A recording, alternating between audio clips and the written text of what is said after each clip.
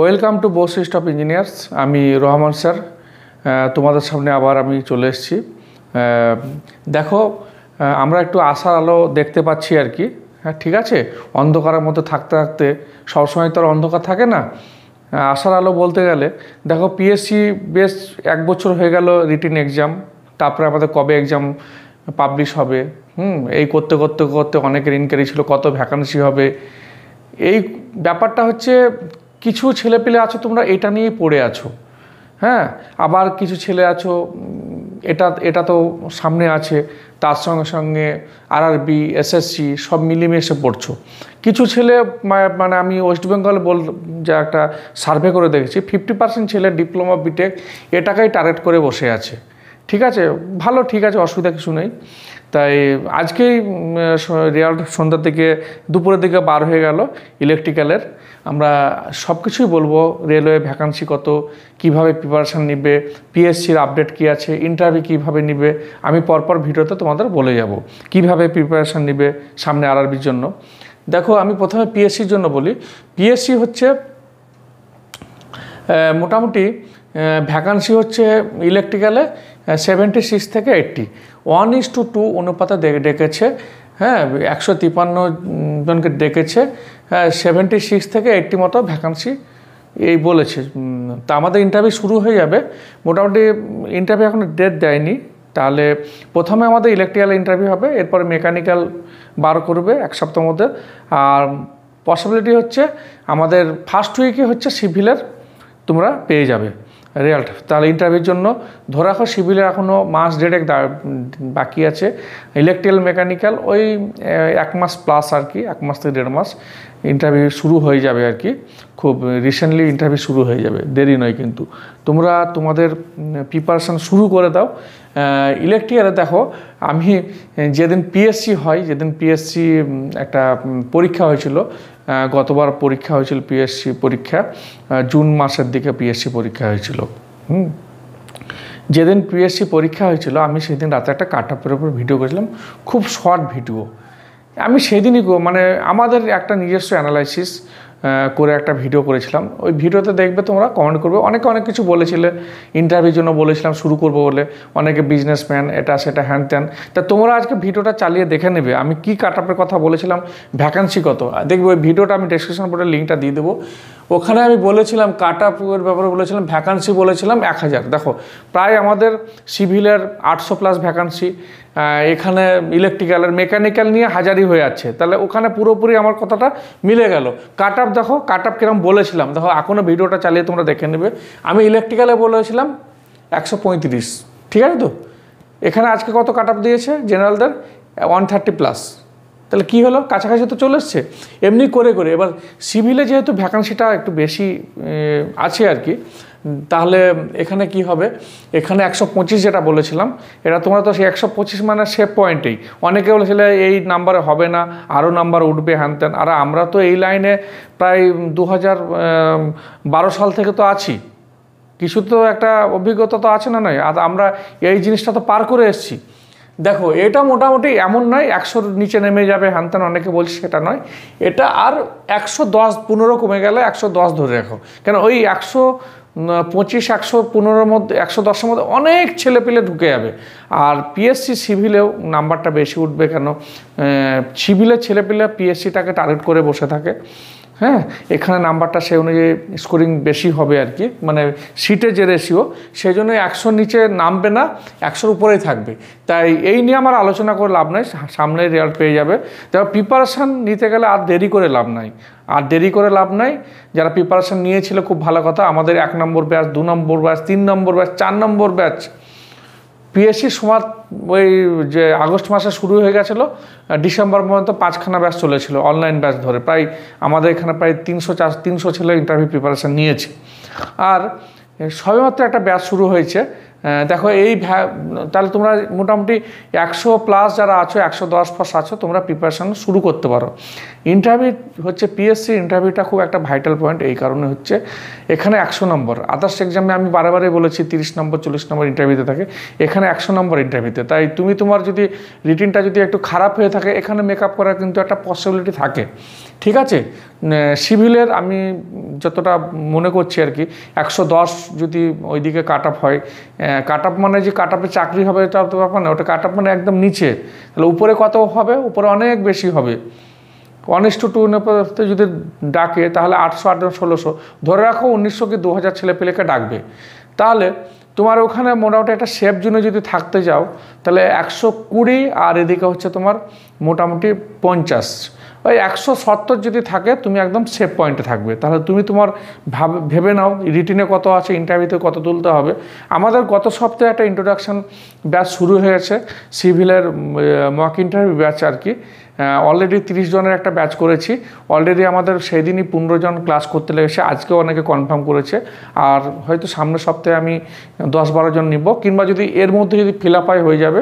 তাই তোমরা যদি ইন্টারভিউটা নিতে থাকো আর কি, তাহলে অতি অবশ্যই আমাকে কনফার্ম করে জানিয়ে দাও, হোয়াটসঅ্যাপে যোগ করে অ্যাডভান্স পে করে দাও, যেটা মিনিমাম পেড করতে হয়। কেন দেখো এরপরে আমাদের সবসময় যে ব্যাচ আরম্ভ হতেই থাকবে এমন কোনো কথা নাই, কেন আমরা তো আর একবারে 300-400 জনকে পড়িয়ে আমরা ক্লাস করাই না। আমাদের যারা এখানে আছো জানো, ম্যাক্সিমাম 30 জন 40 জন একটা ব্যাচে আমাদের, মানে যে কোনো সে রেগুলার কোর্স হোক, ইন্টারভিউ ব্যাচ হোক, ঠিক আছে, এইভাবে আমাদের ক্লাস করা হয়।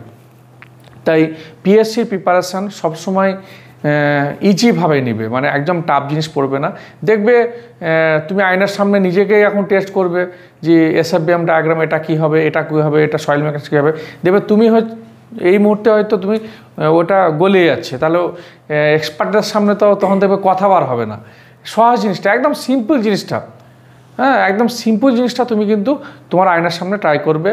তারপর তুমি এইচআর আমাদের ক্লাস পাবে এখানে। এইচআরে সবচাইতে ভাইটাল পয়েন্ট হচ্ছে একটা যে ছেলেবেলার ডিফিকাল্টি, তুমি এতদিন কি করছিলে, এই কোশ্চেনের জবাব দেওয়াটা খুব টাফ ব্যাপার। হ্যাঁ, তুমি এতদিন কী করছো, যদি তোমার গ্যাপ থাকে তো এইগুলো ওভারকাম কীভাবে করবে। তুমি হায়ার স্টাডি করছো তো বলতেই পারে যে তুমি ডিপ্লোমা পড়ছো দেখে তুমি এমটেক করছো, কী ব্যাপার, তোমাকে সেইভাবেই কাটাতে হবে। বলার অনেক কিছু রাস্তা আছে, সেগুলো শিখতে হবে। তারপর তুমি ওই সময়ের মধ্যে তুমি কিভাবে অনেক কিছু তুমি কাজ করাতে পারো, তুমি সৎ আছো, এফিসিয়েন্ট আছো, তুমি তো বলবে না, ও কিংবা অপশান থাকবে না যে অল অফ দ্য অ্যাবাভ এমসিকিউর মধ্যে। তোমাকে কিন্তু সব কিছু ওই জাস্ট 10-15 মিনিটের মধ্যে তোমাকে জানিয়ে দিতে হবে। এই ব্যাপারে অনেক ভিডিও আছে, আমি আর বেশি কিছু বলছি না, কেন আগের ভিডিওতে অনেক কিছু আমি আলোচনা করেছি। অনেকে ভর্তি হয়েছে, অনলাইন ব্যাচও শুরু হয়েছে, এই শুরু হবে সামনের সপ্তাহ থেকে। তোমরা রেজিস্ট্রেশন করতে থাকো, কেন এটাই মানে হচ্ছে এই ব্যাচই হচ্ছে লাস্ট ব্যাচ হতে পারে, কারণ আমাদের অলরেডি 5খানা ব্যাচে ফাইনাল ইন্টারভিউ বাকি আছে। ঠিক আছে, আমরা প্রচুর চাপে পড়ে যাবো। তাই তোমরা যদি নিতে যাও তাড়াতাড়ি আমাদের সঙ্গে কন্ট্যাক্ট করে নাও। এটা চলে গেল হচ্ছে ইন্টারভিউ পোর্শন, চলে গেল পিএসসির ব্যাপারে। তাই আমরা বলবো আস্তে আস্তে অনেক ভ্যাকান্সি বার হচ্ছে, তোমরা পড়তে থাকো। এরপরে চলে যাবো ইন্ডিয়ান রেল। ইন্ডিয়ান রেলে দেখবে আমার কি মাথা খারাপ হয়ে গেছে, আমি এখানে লিখেছি 10,000, একটা আমি পিডিএফও বানিয়েছি 10,000 পোস্ট, তাই তো, যে রাউন্ড ফিগার লিখতে সুবিধা তার জন্য কি 10,000। এখানে তোমরা দেখছো একটা পিডিএফ ছড়াছড়ি করছে 7,346, প্লাস হচ্ছে ডিএমএস হচ্ছে 398, তাহলে 10,000 কী করে হলো, 10,000 পোস্ট কী করে হলো। দেখো আমাদের লাস্ট আরআরবি বার হয়েছিল 2019 সালে, আবার নেক্সট আরআরবি আসছে আমাদের 2024-25, ঠিক আছে। এটা আমাদের 19 সালে লাস্টে রিক্রুটমেন্ট হয়েছিল, 24-এ যদি বার হয় তাহলে রিক্রুটমেন্ট হতে হতে 25 হয়ে যাবে, ঠিক। তাহলে 6 বছর পর, 6 ইয়ার, ঠিক আছে, 6 ইয়ার। আবার যে এই আরআরবি বার হওয়ার পর নেক্সট আরআরবি মিনিমাম ধরে নাও যদি খুব তাড়াতাড়ি এক্সাম নেয়, আমাদের সরকার যদি খুব তাড়াতাড়ি এক্সাম নেয় তাহলে হচ্ছে 3 ইয়ার্স ধরে রাখো, 3 বছর আগে এক্সাম হবে না, ঠিক আছে। তাহলে আমাদের এখানে 10,000 ভ্যাকান্সি আমি কেন বললাম, দেখবে প্রত্যেক আরআরবি একটা ওয়েটিং লিস্ট তৈরি করে 1.2%, মানে 20% এক্সট্রা। 500 ভ্যাকান্সি থাকলে 20% মানে 100 বেশি, মানে 600, 500 হলে 600। তাহলে এখানে টোটাল যে পোস্ট হচ্ছে ডিএমএসও হচ্ছে তোমরা ডিপ্লোমা যারা আছো তোমরা ডিপ্লো মেটেরিয়াল সুপারিনটেন্ডেন্ট করতে পারো। তাহলে এখানে টোটাল পোস্ট হচ্ছে এমনিতে নর্মালি এই 20% যোগ করে 9,293, মানে 9,300 ধরে রাখো। 10,000 ছাড়িয়ে যাবে, লাস্ট কী হচ্ছিল, লাস্ট পিএসসি পরীক্ষা হয়েছে, পিএসসি পরীক্ষা হওয়ার পরও রেলে জয়েন করেছে অনেকে। যেতে আমাদের সৌভিক ঘোষ বলে সিভিলের পিওতে পেয়েছে, ও জানে না একটা লেটার এসছে, যেহেতু আমি রেলওয়েতে আছি স্যার একটা লেটার এসছে, ও জানে না এটা মানে সিলেকশন লেটার আর কি আরআরবি থেকে ওকে পাঠিয়ে দিয়েছে আর কি। ওয়েটিংও ছিল না, ওয়েটিং থাকলে তো বলতে হতো যে খোঁজ করে যে কী হয়েছে না হচ্ছে। এই 3 বছরের মধ্যে যদি ধরো 1 বছর 2 বছর পর যদি আবার ছেলে পেলে দরকার পড়লো কোনো ডিভিশন আবার ডিমান্ড জানালো জুন আবার আরআরবিকে করলো, তখন ওই আবার ওরা কি করে আবার একটা ভ্যাকান্সি ক্রিয়েট করে আর কি, মানে ওয়েটিং লিস্ট তৈরি করে। 20% তো জয়েন করে গেছে, তারপর আবার 10 জনকে 5 জনকে নিতে থাকে, এমনি করে করে অনেক ছেলে মেয়ে তারপরেও চাকরি পেয়েছে আমাদের দেখা। আমি তো এই ফিল্ডে আছি, আমি এই ব্যাপারে বলবো আর কি। তাহলে ধরে নাও 10,000 ওপরে ভ্যাকান্সি, 10,000 ভ্যাকান্সি মানে অনেক ভ্যাকান্সি আজ জুনিয়র ইঞ্জিনিয়ার হিসাবে, ঠিক আছে। এখানে আমার ট্রেড অনুযায়ী ভাগ হয়ে যাবে। জুনিয়র ইঞ্জিনিয়ার 10,000 যদি ভ্যাকান্সি হয়, মিনিমাম 10 টাইমস CBT 1-এ পাস করাবে, 10 টাইমস কিংবা 15 টাইমস। 10 টাইমস যদি পাস করায় 1 লাখ স্টুডেন্ট তোমাকে কোয়ালিফাই করবে CBT 1। তারপর CBT 2 আছে। CBT 1-এর সিলেবাস হচ্ছে, CBT 1 হচ্ছে পুরো নন টেক। তাহলে আমি কি আজ থেকে নন টেকনিক্যাল পড়া শুরু করে দেবো রেল যদি তার টার্গেট হয়? এর মতন ভুল আর কিছু নয়। জীবনের সবচাইতে বড় ভুল হবে তোমার এটাই যে তুমি নন টেকনিক্যাল, আমার CBT 1 পাস করতে হবে, আমাকে নন টেকনিক্যাল পড়া শুরু করে দিতে হবে। আমার গুরুদেব যিনি আছেন non technical expert, technical coaching কিন্তু নন টেকনিক্যাল পড়াই। হ্যাঁ, এই অনেকেই ভর্তি হয়েছি, রেলের চাকরি একদম শিওর। তাহলেই তুমি কিন্তু ভুল করলে, আজকেই তোমার ভুল হয়ে গেল জিনিসটা। লাস্টবার ফেলিওর কারা হয়েছিল আরআরবিতে? ফেলিওর, দেখো ফেলিওর থেকে সাকসেসের কথা ভাবি আমরা। লাস্টবার ফেলিওর হয়েছিল কারা? অনেকে CGL-এর জন্য খেটেছিল, গ্রুপ ডির জন্য খেটেছিল, নন টেকনিক্যাল আরও আদার্স এক্সামের জন্য খেটেছিল, ALPর জন্য খেটেছিল। হ্যাঁ, তারা কিন্তু ইজিলিভাবে CBT 1 পাস করে গেছিলো, একদম ইজিলিভাবে। তারা ভেবেছিল রেলের চাকরিটা আমার হয়ে গেছে, অলরেডি হয়ে গেছে। এবার তারপরে খেলা হচ্ছে এখানেই, সেকেন্ড খেলাটা ছিল, সেকেন্ড ম্যাচটা ছিল এখানে এই জায়গাটায়। Technical 100, non technical 50।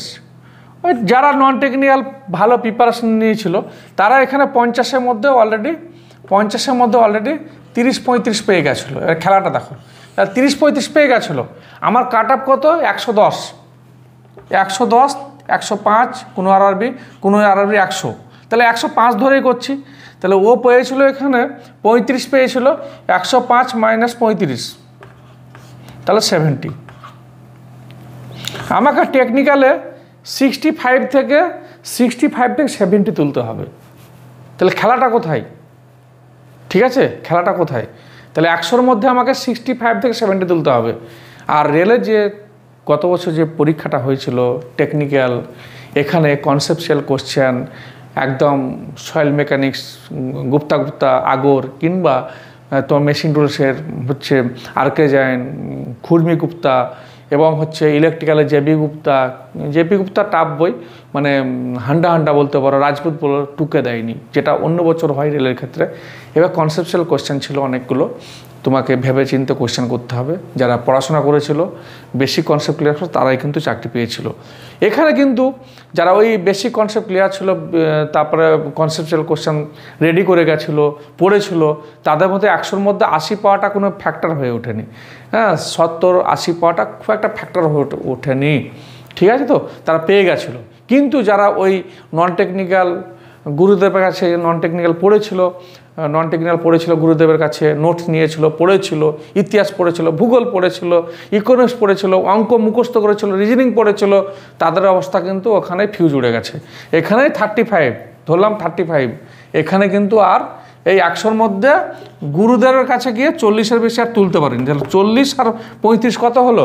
75। চাকরি পাবে? চাকরি পাবে। অনেক ছেলেপেলে এরকম ঘটনা ঘটেছে। ভালো ছেলে, ডিপ্লোমা বিটেক ভালো ছেলে এখানে অনেক জায়গায় তারা গ্রুপ ডি এলপিতে পড়ে আছে, কেন যেই ক্লিয়ার করতে পারে না। আমার চোখের সামনে, আমার আন্ডারে অনেক বিটেক ছেলে কাজ করে যারা গ্রুপ ডিতে ঢুকেছে ওই নন টেকনিক্যাল পড়ে। আমি দেখবে, আমি কোনোদিন কিন্তু এমন কোনো ভিডিও পাওনি যে আমি তোমাদেরকে এলপির জন্য, যারা ডিপ্লোমা বিটেক আছো এলপির জন্য তোমাদেরকে উৎসাহিত করেছি। আমি সবসময় জুনিয়র ইঞ্জিনিয়ার জন্য উৎসাহিত করেছি। ঠিক আছে, তো এটা পাওয়ার তোমাদের পক্ষে যদি সঠিক গাইডেন্স নিয়ে করো, জুনিয়র ইঞ্জিনিয়ার পাওয়াটা খুবই ইজি। এবার আমাদের ব্যাচের ব্যাপারে বলি, আমরা একটা নতুন ব্যাচ খুলেছি। এই আমাদের 7 তারিখ থেকে 7 জুলাই থেকে শুরু হচ্ছে নতুন ব্যাচ, অনলি ফর আরআরবি। যাদের আরআরবি ড্রিম আছে, স্বপ্ন আছে রেলের জুনিয়র ইঞ্জিনিয়ার হব, সিনিয়র সেকশন ইঞ্জিনিয়ার হব, তাদের তোমরা এই 6 জুলাই একটা ব্যাচ আরম্ভ হচ্ছে 6 মান্থের জন্য। আমাদের ক্লাস হচ্ছে রবিবার প্রত্যেক রবিবার 4খানা করে ক্লাস হয়। এই 4খানা ক্লাসের মধ্যে 2খানা টেকনিক্যাল দেবো, 2খানা নন। তাহলে আমাকে বুঝতে হলো আমাকে এখন থেকে নন টেকনিক্যাল প্লাস টেকনিক্যাল দুটোই পড়তে হবে। হয়তো নন টেকনিক্যালের রেশিওটা একটু বাড়ালাম, টেকনিক্যালটা কমালাম। যেই CBT 1 হয়ে গেল ফুললি টেকনিক্যাল, নন টেকনিক্যাল খালি টেস্ট প্র্যাকটিস করব, যেটা তৈরি করেছিলাম সেটাকে রিভিশন করব। আমাদের এটা একটা ব্যাচ তৈরি হচ্ছে অনলি ফর আরআরবি জুনিয়র ইঞ্জিনিয়ারের জন্য, separate batch, electrical for electrical, mechanical, civil. এখানে ব্যাচ আরম্ভ হচ্ছে আমাদের এখানে রবিবার টোটাল তুমি ক্লাস পাচ্ছ হচ্ছে 4খানা। রবিবার ক্লাস পাচ্ছ হচ্ছে 4খানা ক্লাস, 2খানা টেকনিক্যাল আর 2টো নন টেক দেওয়া হচ্ছে। 10টা 20 থেকে আমাদের হচ্ছে 5টা একদিনে আসতে হবে। এরপরে সপ্তাহে উইকডেজের মধ্যে হচ্ছে আরও 2 দিন আমরা অনলাইন ক্লাস প্রোভাইড করব, রাত্রি 8টা 30 থেকে 10টা পর্যন্ত। ঠিক আছে, টেকনিক্যাল তো হচ্ছে, নন টেকনিক্যাল সাপোর্টিংটা বেশি দেওয়ার জন্য এখানে আমাদের কি হবে, রিজনিং প্লাস হচ্ছে ম্যাথটা সেন্টারে হবে, আর জিকে অ্যান্ড হচ্ছে জিএসটা হচ্ছে আমাদের অনলাইনে ক্লাস হবে। তাহলে সর্বোপরি আমাদের সপ্তাহে 6খানা ক্লাস হচ্ছে, পুরো 6 মাসে একটা কোর্স ডিটেলসটা দেখবে ডেসক্রিপশন বোর্ডে দেওয়া হচ্ছে, একটা PDF দেওয়া আছে। তা তোমরা যদি চাও, এবং একটা আমি লিঙ্ক দিয়ে দিচ্ছি junior engineer, RRB junior engineer, তোমরা গ্রুপে অ্যাড হয়ে যাও, ওখান থেকে আরও ইনকোয়ারি করো, as soon as possible join করে সিটটা তোমার বুক করো। এটা হয়ে গেল জুনিয়র ইঞ্জিনিয়ার। CBT 1 যেটা হচ্ছে, CBT 1 ছিল বললাম ম্যাথ হচ্ছে 30 নম্বর, আর GSC হচ্ছে 30 নম্বর, GI 25 number, GK and current affairs 15 নম্বর। এখানে 100 নম্বরের মধ্যে ওই 65 ধরে নাও, 65 থেকে 70 মেবি কাট আপ হতে পারে, এখন এটা বলা যাচ্ছে না, ডিপেন্ড আপন ভ্যাকান্সি তো বললাম, প্লাস হচ্ছে এর ওপরে মানে তোমার হচ্ছে কোয়েশ্চেন কেমন হচ্ছে সেই উপরে। তাই প্রচুর পরিমাণে সেট প্র্যাকটিস করো। আর এই সামনের উইকে আমাদের রবিবারের দিন একটা নন টেকনিক্যাল পুরো সেট প্র্যাকটিস হচ্ছে, মানে পরীক্ষা হচ্ছে মক টেস্ট। তোমরা যদি চাও আসতে পারো, মক টেস্টটা দিতে পারো। 100 নম্বরের মক টেস্ট হচ্ছে, 30 নম্বর হচ্ছে ম্যাথ থাকবে, আর 30 নম্বর জেনারেল সায়েন্স থাকবে, আর রিজনিং থাকবে, আর হচ্ছে জিকে থাকবে। সেম যে আছে সেই অনুযায়ী CBT 1 যে সিলেবাস আছে, যারা এলপি দিবে, যারা জুনিয়র ইঞ্জিনিয়ার দিবে, তোমরা এসে পরীক্ষা দিতে পারো আমাদের সেন্টারে এসে, এর জন্য আমাদের সঙ্গে যোগাযোগ করো। এই যাবতীয় সব কিছু পেয়ে গেলে সাকসেস তোমার হচ্ছে আশা করি হয়ে যাবে, যদি ঠিক প্রপার গাইড নিয়ে পড়ো। এখন তোমরা যদি 8 ঘন্টা টাইম পাও, 8 ঘন্টা টাইম পেলে 5 + 3, 5 ঘন্টা নন টেকনিক্যাল, 3 ঘন্টা টেকনিক্যাল পার ডে, এইভাবে পড়বে। 8 ঘন্টা হলে 5 ঘন্টা প্লাস হচ্ছে 3 ঘন্টা, 10 ঘন্টা হলে 6 ঘন্টা প্লাস 4 ঘন্টা, 12 ঘন্টা যদি কেউ পড়তে পাও, তাহলে এখানে 8 ঘন্টা, এই 7 ঘন্টা প্লাস 5 ঘন্টা, এইভাবে। হ্যাঁ, এইগুলো হচ্ছে নন টেকনিক্যাল, এগুলো নন টেকনিক্যাল, এগুলো টেকনিক্যাল। টেকনিক্যালে যা পাবে 3 ঘন্টা, 2 ঘন্টা, 5 ঘন্টা পাবে। হাফ পোর্শন থিওরি পড়বে, হাফ পোর্শন MCQ পড়বে। আর এখানে কি করবে, টোটাল টাইমটাকে ধরো 5 ঘন্টা পেয়েছো, 5 ঘন্টার মধ্যে হচ্ছে 1.5 ঘন্টা হচ্ছে ম্যাথ, প্লাস হচ্ছে 1.5 ঘন্টা হচ্ছে তোমার GI, আর হচ্ছে 1 ঘন্টা হচ্ছে GS, আর 1 ঘন্টা হচ্ছে কারেন্ট অ্যাফেয়ার্স অ্যান্ড জিকে। এই পড়ে তুমি নিজেকে তৈরি করো, প্রত্যেক সপ্তাহে তুমি পরীক্ষা দাও, নিজের টার্গেটে পৌঁছে যাও। এই হচ্ছে ব্যাপার। দেখো আমি একটা জিনিস বলি আর কি, যে দেখো যে গুরু তোমার কাছে যাবে, যে কোচের কাছে যাবে, ধরো ইন্ডিয়া যে ক্রিকেট টিম হতে পারে কিংবা ফুটবল টিম হতে পারে, দেখবে এক্স প্লেয়ার যে মানে যে আছে, উনি হচ্ছে কোচ দেন, এবং সেই কোচ কিন্তু 12, 13, 14 নম্বর নয়, কিন্তু উনিও একসময় ভালো খেলতেন, মানে একদম এক্সে বার্গার এক। তাই আমরা খালি বকে যাই, এই নয় যে আমরা এই কোনোরকম দুটো কোয়েশ্চেন মুখস্থ করেছি, যে কী করি না করি, অনেকে জানো কি জানো না হয়তো আমাদের ব্যাকগ্রাউন্ড, এই নয়। আমি PSC এবং রেলের ব্যাপারে যে বলছি, আমি দুটোই চ্যালেঞ্জ করে বলতে পারি, আমি একসময় এই ব্যাপারে একদম এখনও আছি এবং সেই সময় ছিলাম। আমি হচ্ছে 2000 তোমার 3 সালে আমি ডিপ্লোমা পাস করি মেকানিক্যাল নিয়ে RKMS বেলঘুরিয়া থেকে। আমার টার্গেটই ছিল, ড্রিম ছিল, আমার টার্গেটের ড্রিম ছিল হচ্ছে জুনিয়র ইঞ্জিনিয়ার হবো, রেলে যে কোনো হতেই হবে। এর জন্য একদম যা করতে হয় করেছিলাম, পড়াশোনা করেছিলাম। আমার গুরুদেব ছিল টেকনিক্যাল গুরুদেব ছিল দেবাশিস দাস অধিকারী, উনি আর্কিজনটা আমাকে ঘুলিয়ে খাইয়ে দিয়েছিল। আর টেকনিক্যাল কীভাবে পেতে হবে, কীভাবে পড়তে হবে, প্রবীর তরফদার ছিল মেকানিক্যালের জুনিয়র ইঞ্জিনিয়ার, ওনাকে চোখের সামনে জুনিয়র ইঞ্জিনিয়ার পেতে দেখেছিলাম। ইলেকট্রিক্যালে ছিল অঞ্জন স্যার ছিলেন, অঞ্জন খুটিয়া স্যার ছিলেন। তা আমরা এখানে সবাই আছি, এখানে কোচিং সেন্টারে এইভাবে পড়াশোনা করেছিলাম। তা সেই জন্য আমি তোমাদের কোচ এই বলতে চাইছি যে আমরাও সেইভাবে এখন কোচ হয়ে দাঁড়িয়েছি, একসঙ্গে আমি ভালো খেলেছি। আমি 2003 পাস করলাম, 2004 সালে RRB হচ্ছে ভুবনেশ্বর BBS অ্যাপ্লাই করলাম, 2006 এক্সাম হলো, ঠিক আছে। আর 2006 সেই সময় এক্সাম হলো আবার RRB RNC রাঁচি। আমি দুটোতেই কিন্তু কোয়ালিফাই করেছিলাম, সাউথ ইস্টার্ন রেলের জন্য অ্যাজ এ জুনিয়র ইঞ্জিনিয়ার পোস্টে। এর মাঝখানে আমি PDCL-এ জব করেছিলাম, যেহেতু রেল টার্গেট কিন্তু রেলের এটা লেট হয়েছিল বলে আমি কোলাঘাট PDCL-এ 1 বছর জব করেছিলাম।